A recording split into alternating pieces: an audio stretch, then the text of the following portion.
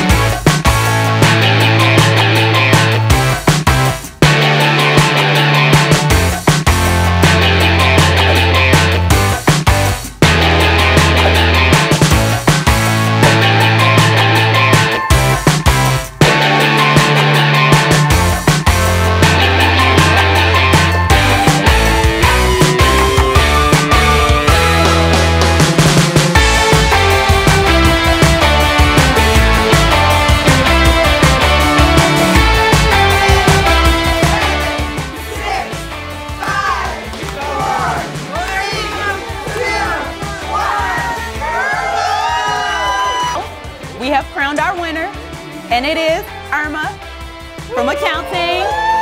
As you can see, she ate most of that pie. It's just crust left. Oh my God, that's awesome. So we would like to present you with this trophy.